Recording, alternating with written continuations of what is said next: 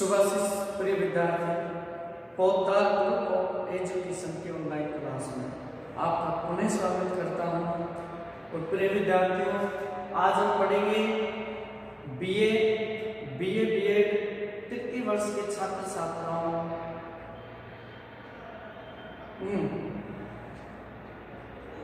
के हिंदी साहित्य के पाठ्यक्रम में हम लगातार यानी हिंदी साहित्य की जो उनके आधुनिक काल है, हिंदी साहित्य का जो आधुनिक काल है उसके अंतर्गत जो छोटी छोटी काव्य धाराएं जो आंदोलन है उनको हम लगातार लेकर आ रहे हैं। तो आज पढ़ते हैं प्रयोगवादी काव्य धारा। प्रयोगवादी काव्य धारा, इससे पहले हमने जो वीडियो था उसमें प्रगतिवादी काव्य धारा के बारे में पढ़ा था। प्रगतिवादी काव्य धारा के बाद आता है प्रयोगवादी काव्य धारा। प्यारे विद्यार्थियों, प्रगतिवादी काव्य धारा में कि वर्तमान युग की नई चिंतन धारा को शामिल किया गया था, है ना। काव्य के बंधनों को तोड़कर और नए जो समाज की जो प्रगति है, समाज का जो विकास है उसके अनुसार काव्य धारा को संचित किया गया था। लेकिन प्रयोगवादी काव्य धारा में क्या है? प्रयोगवादी काव्य धारा प्रयोगवादी काव्य धारा के जो प्रणेता है,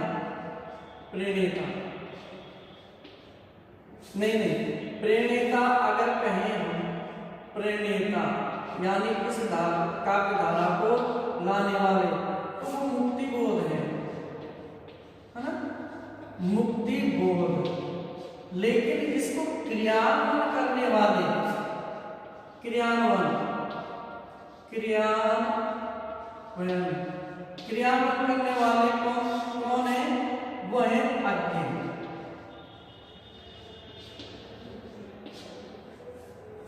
इसको जो क्रियान्वयन करने वाले हैं वो अज्ञ हैं। क्रियान्वयन करने वाले यानी हिंदी साहित्य में इस धारा को स्थापित करने वाले हैं वो अज्ञ हैं। प्रणेता तो मुक्तिबोध ने इस धारा का जन्म किया, लेकिन इसको हिंदी साहित्य में स्थापित किया अज्ञ जी ने, ठीक है ना। और अज्ञ जी ने कब किया था? 1943 में, जो तार सप्तक की स्थापना, तार सप्तक 1943 में तार सप्तक के साथ साथ प्रयोगवादी काव्य धारा की शुरुआत हुई थी। ये ध्यान रखना है ना। तार सप्तक की स्थापना 1943 में हुई थी। 4 तार सप्तक हुए हैं। तो प्रथम तार सप्तक जो है, प्रथम निकेतन जो तार सप्तक कहते हैं शुरू में, और 1943 में इसकी स्थापना हुई। इस तार सप्तक में जो कवि आए वो प्रयोगवादी काव्य धारा में उन्होंने लेखन किया, ठीक है ना। हमें ये बात ध्यान रखना है। अब तार सप्तक की जो मूल योजना है वो की थी, अच्छा, तार सप्तक इसकी जो मूल योजना है वो मुक्ति बोध। लेकिन इसको स्थापित तार सप्तक के जो सीरीज है इसको स्थापित किया अज्ञ जी ने, ठीक है ना। अज्ञ ने इसको स्थापित किया, है ना। तार सप्तक द्वितीय, तार सप्तक तृतीय, तार सप्तक चतुर्थ, इस तरह ये तार सप्तक की संरचना चली। अब इसके बाद क्या हुआ? जो तार सप्तक था, तार सप्तक जो था, अब ये जो तार सप्तक है, मान लो तार सप्तक, तो तार सप्तक जो 1943 में तार सप्तक की स्थापना हुई। इसके जो मूल कवि थे वो मुक्ति नेमी, गिरजाराम, भारत प्रभा, यानी तो वो थे मुक्ति बोध,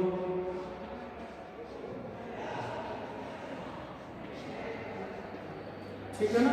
इसके बाद है नेमीचंद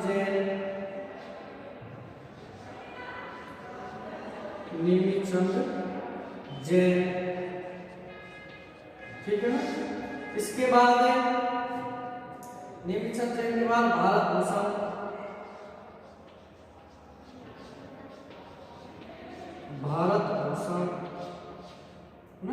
अग्रवाल जी को कहते हैं, अग्रवाल, भारत भूषण अग्रवाल, ठीक है ना। और चौथे नंबर के जो कवि हैं वो है प्रभाकर माछली, प्रभाकर माछली, ठीक है ना। उसके बाद है प्रभाकर माछली के बाद गिरिजा कुमार माथुर, गिरिजा कुमार माथुर, ठीक है ना। उसके बाद है रामविलास शर्मा,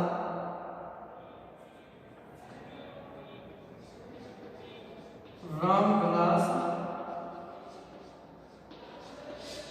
शर्मा, और फिर है अज्ञे। तो इस प्रकार ये कवि हुए 1 2 3 4 5 6 7 कवियों का समूह था। इसको तार सप्तक का गया 1943 में ये प्रकाशित मतलब स्थापित हुआ, ठीक है ना।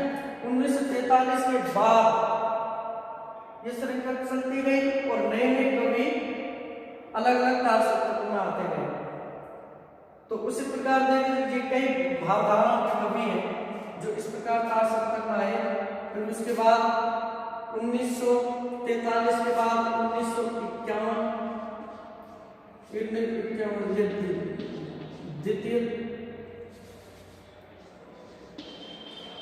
द्वितीय तार सप्तक था 1951 में। फिर 1951 के बाद 1959 में, 1951 बाद 1959 में, फिर 1979 में, 51 59 ये द्वितीय तार सप्तक, तृतीय तार सप्तक, चतुर्थ तार सप्तक, है ना। प्रथम तार सप्तक 1943, द्वितीय तार सप्तक 1951 और तृतीय तार सप्तक ये 1959 और चतुर्थ तार सप्तक 1979। इसमें विभिन्न भावधाराओं की कवि आए जिन्होंने अलग अलग तरह की कविताएं लिखी, अलग अलग भावधारा की कविताएं लिखी। यानी तार सप्तक ने हिंदी काव्य की जो विकास धारा है उसको बहुत उन्नत किया, उसमें बहुत उन्नत किया, बहुत समृद्धि लाए, विकास हुआ। धीरे धीरे इस प्रकार की भावधारा के कवि आगे बढ़ते गए और अज्ञे जी ने कहने लगे, अज्ञे जी ने कहा कि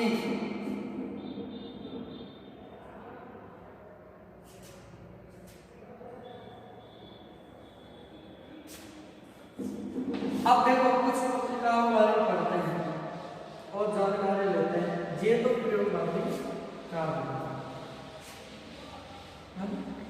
अब है प्रयोगवादी काव्य तो उस पर सैद्धांतिक चर्चा को प्रत्येक पाटन, कल्पना, ज्ञानोदय, धर्मयुग, लहर इत्यादि पत्रिकाओं में पूरा किया। ये पत्रिकाओं के नाम है कृति,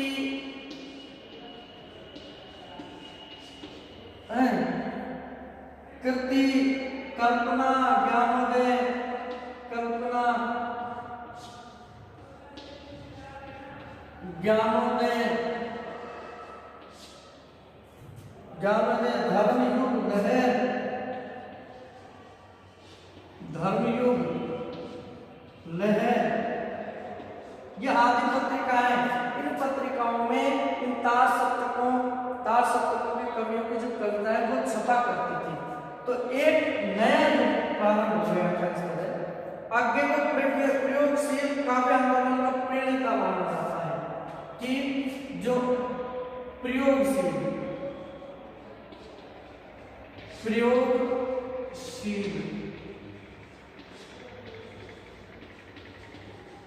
काव्य आंदोलन प्रयोगशील काव्य आंदोलन का जनक कहा जाता है। किसको? आज्ञे को। यानी कविताओं में नए नए प्रयोग देखने को मिले। यानी वर्तमान जो दृश्य, वर्तमान जो प्रतीक है, बिंब है, उनके उनको कविताओं में स्थान मिलना चाहिए, नए प्रयोग के आधार पर कविता लिखनी चाहिए।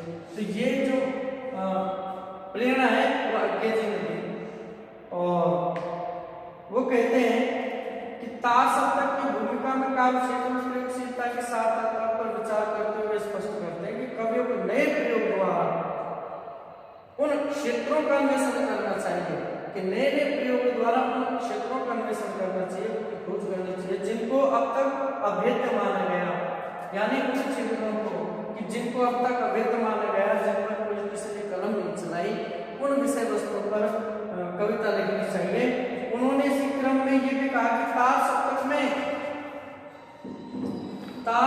में जो संकलित कवि हैं किसी एक स्कूल के नहीं है, ये एक स्कूल से लाए जाने वाले कवि नहीं है। जो तार सप्तकों में जो संकलित कवि है ये विभिन्न भावधाराओं के कवि हैं, जो एक होकर एक समूह में उपस्थित हुए किसी मंजिल पर पहुंचे हुए नहीं है, बल्कि अभिराही है, अभी ये चल रहे हैं, इस पथ पर चल रहे हैं, तार सप्तक की प्रयोगवादी का धारा के पथ पर चल रहे हैं। ये राहों के अन्वेषी हैं, ये राहों में अन्वेषण का कार्य करते हैं और उसी प्रकार के भावधारा काव्य संग्रह है ना।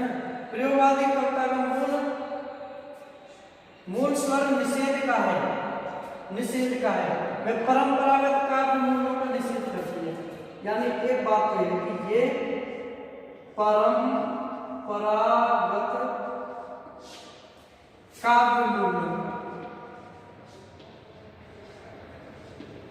काव्य मूल्यों का निषेध करती है।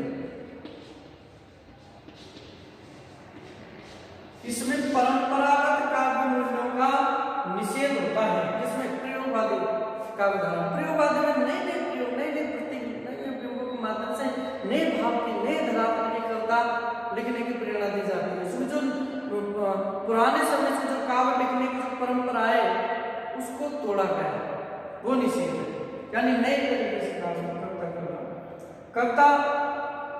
कविता रस प्रधान नहीं है, बुद्धि प्रधान है। दूसरी बात है कि कविता रस प्रधान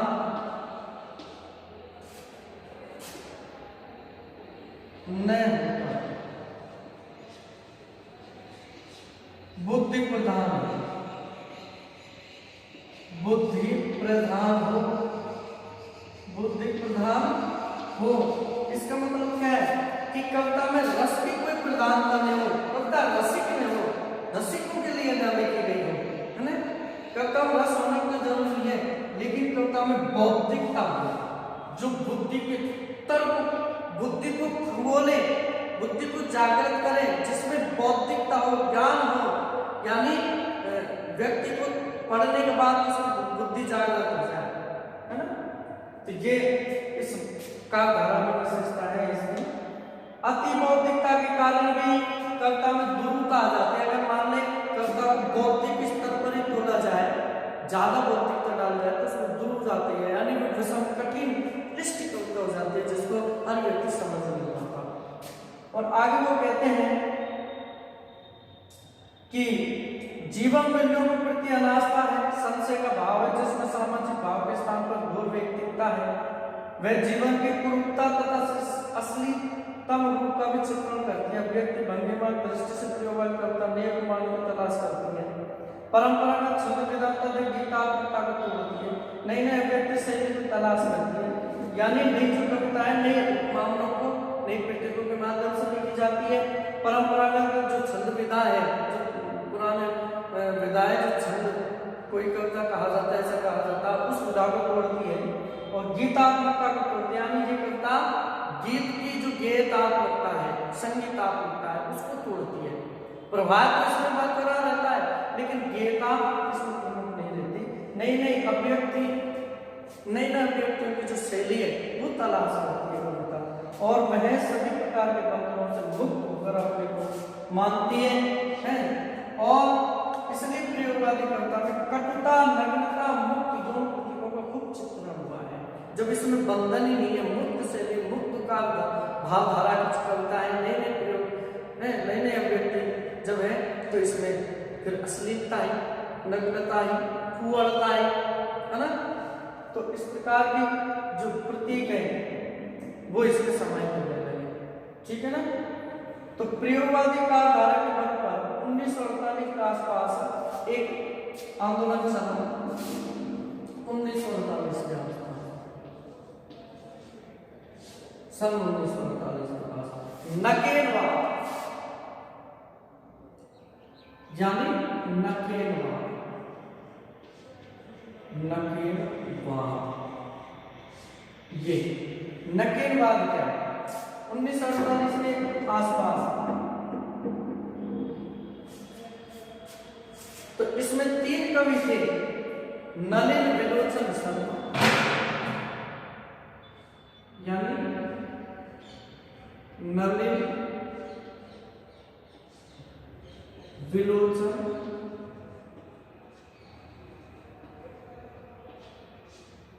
शर्मा, एक ही कवि का नाम है, दूसरे कवि का नाम है नलिन विलोचन शर्मा, केसरी कुमार,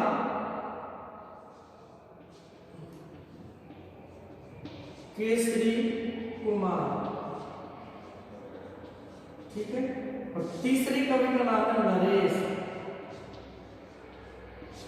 नरेश मेहता क्या नाम है। ये 3 कवियों ने मिलकर नकेलवादी कविता की अवधारणा प्रस्तुत की। इन कवियों ने 1, 2 और 3 इन कवियों ने मिलकर एक नई काव्यधारा, नकेलवादी काव्यधारा की अवधारणा प्रस्तुत की कि भाई नकेलवादी काव्यधारा के अंतर्गत 3 कवियों ने कुछ अलग ही भावनाओं की कविता लिखने की प्रेरणा दी, है ना। लेकिन क्या हुआ, इसने प्रयोग को ही साथ बनाकर काव्य की विवेचना की कि इसने कहा कि जो प्रयोग हम कविता में करते हैं नए नए प्रतिमानों के द्वारा, प्रतीकों के माध्यम में, वही कविता का साथ बन जाना चाहिए, यानी कविता उसी आधार पर होनी चाहिए। और ये काव्यधारा इन 3 कवियों तक ही सीमित रहेगी, क्योंकि इसका कोई सबल, इसका मजबूत वैचारिक धरातल नहीं था, इसलिए कविता 3 लोगों तक ही खत्म हो गई, है ना। तो इस प्रकार ये चला प्रयोगवादी काव्यधारा के ये दौर चला, जो 1942 से शुरू होता है। शुरू तो ये प्रयोगवादी काव्यधारा के अंतिम दौर में शुरू हो गया था, लेकिन 1942 से जो आज्ञे जी हैं, आज्ञे जी की भूमिका में 1943 में 1942 में जब तार सत्ता की स्थापना हुई, तो उन तार सत्ता में विभिन्न काव्यधाराओं के कवि इकट्ठे हुए। ऐसा नहीं है कि कुछ एक विचारधारा के कवि, अलग अलग विचारधारा के कवि थे, है ना, अलग अलग काव्यधारा के कवि थे, एक जगह इकट्ठे, और उन्होंने एक अलग नई विचारधारा की कविता को यहाँ रखने, स्थापित करने की कोशिश की। और ये आज्ञे जी की प्रेरणा से ऐसा हुआ। तार सत्ता 1942, फिर 51, फिर 59, फिर 79, इस तरह ये तार सत्ता का दौर चला, जिसमें शासक करने का समय, और धीरे धीरे धीरे धीरे ये यानी परंपरागत काव्य से होता गया इसमें, और कविता रस प्रधान या बौद्धिक प्रधान हो गई, ठीक है ना। और नए नए प्रतीक और प्रतिमानों का इसमें प्रयोग होने लगा। इस तरह की जो भावधारा है वो प्रयोगवादी काव्यधारा की है, नाम से पता चल रहा है प्रयोगवादी, ऐसी काव्यधारा जिसमें नए नए उपमान प्रतीकों का प्रयोग किया गया हो, नई नई शैलियों का प्रयोग गया हो, नए नए तरीके से अभिव्यक्ति कौशल जिसमें दिखाया गया हो, है, और जिसमें काव्य लेखन की मुक्तता हो, यानी आजादी और स्वतंत्रता हो, है, इस प्रकार की काव्य शैलियों को, जिसमें गीतात्मकता को कोई स्थान ना दिया गया हो, जो छंदबद्ध ना हो, है ना, जो छंदबद्ध ना हो, जो गीतात्मकता यानी गीतात्मकता को तोड़ा गया हो, जीवन मूल्य जो परंपरागत काव्यधारा है, जैसे छंदबद्धता है, अलंकारिकता है, रसों का प्रयोग है, इन सारी चीजों को तोड़कर एक स्वतंत्र भाव की काव्यधारा जो विकसित की गई, वही क्या है, प्रयोगवादी काव्य। ठीक है प्यारे विद्यार्थियों, तो ये छोटा सा टॉपिक था जो मैं आपको इसमें लेकर आए। और इस छोटे से टॉपिक के साथ ही हम क्या करते हैं, अब जो पढ़ेंगे वो नई कविता के बारे में पढ़ेंगे। जो नई कविता है वो 1959 से शुरू हो गई थी, है ना। कहने को मतलब जो तृतीय ताशक था, है ना, उस समय नहीं करता है जो काव्यधारा है, जो भावना है, जो धरातल है वो विकसित होने लगा था। और इस नई कविता जो काव्यधारा है इसको हम अगले वीडियो में समझेंगे, है ना। तो आज तो हम इतना ही पढ़ेंगे कि प्रयोगवादी काव्यधारा क्या थी। तो ये संक्षिप्त जानकारी आपको जरूर होनी चाहिए, इसे बार बार आप ध्यान से अध्ययन करें। ठीक है विद्यार्थियों, नमस्कार।